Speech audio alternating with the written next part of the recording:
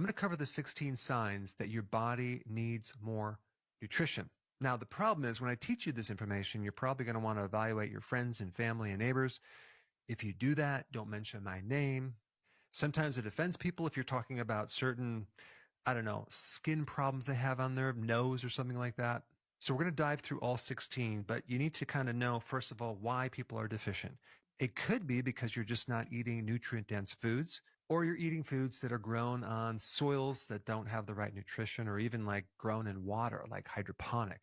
You can also be deficient if you have genetic weaknesses, or if you have low stomach acid and you can't break down certain things like proteins and you can't extract minerals. Or let's say, for example, you don't have a gallbladder or you have a gallbladder problem, you're not going to be able to absorb vitamin A, D, E, and K. All right, here we go. Let's dive right in. Number 1, brittle nails. This usually means low protein. And this is common in horses because a horse will keep eating until it gets enough protein. And sometimes if there's too much carbohydrate in the grass, like in the spring, they'll end up eating too much just because they're trying to get enough protein. In the process, they get too many carbs. And this is really common in humans. We keep eating until we get enough protein. And so if you're eating a bag of chips, for example, has no protein, it's very easy to down many bags of chips because we constantly are trying to fulfill this protein requirement. All right, number 2, blue sclera. And what's happening is you are iron deficient, okay, anemic. The whites of your eyes are starting to turn blue, okay? And you're seeing this transparent collagen, which allows us to see the venous part of your blood, which is blue. All right, if you have pain in the tip of your scapula on the right side, that means you are deficient in bile from the gallbladder. And if you're deficient in bile, you'll tend to develop gallstones.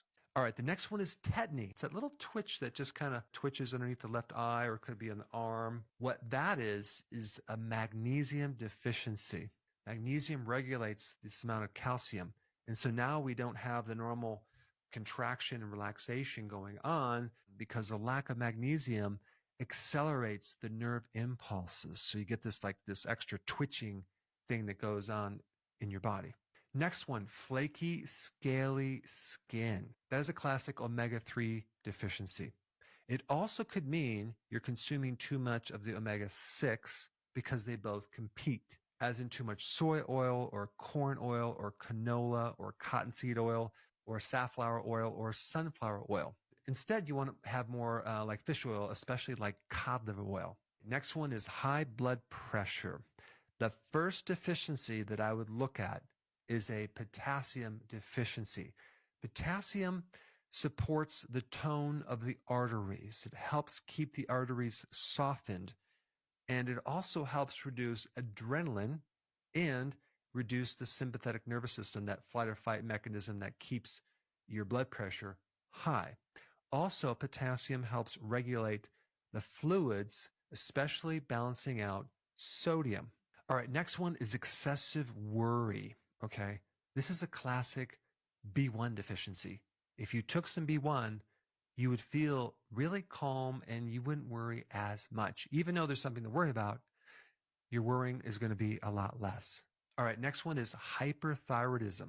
The deficiency for this one is boron. Now, if you were going to take boron, I would recommend you also take it with all of the trace minerals at the same time. So that way you don't knock out another trace mineral because they all tend to work together. But boron's good for a lot of different things. It's actually in borax, like laundry detergent.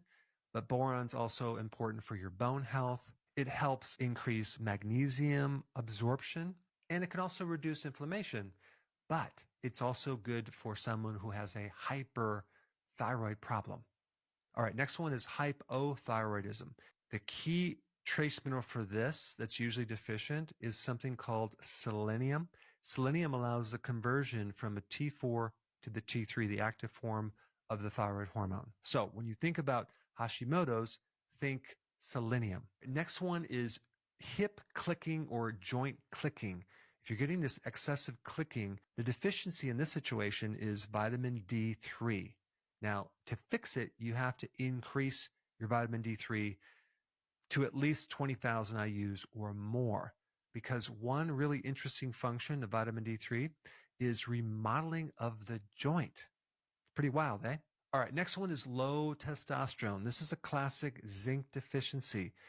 Zinc will increase testosterone. The way you become deficient with zinc is eating too many grains, okay, because of the phytic acid, or too much refined sugar. One of the best foods for zinc is red meat or shellfish or seafood. All right, next one is your hair is just taking way too long to grow. What's deficient in this situation usually is manganese, okay, the trace mineral called manganese. Again, anytime you take a trace mineral, take it in a blend of all of the trace minerals. Next one is premature graying of your hair.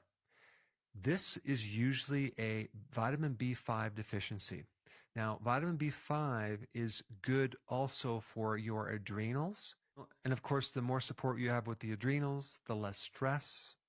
But vitamin B5 also supports this enzyme called catalase, which can then help clear out more of the hydrogen peroxide, which can build up in the body.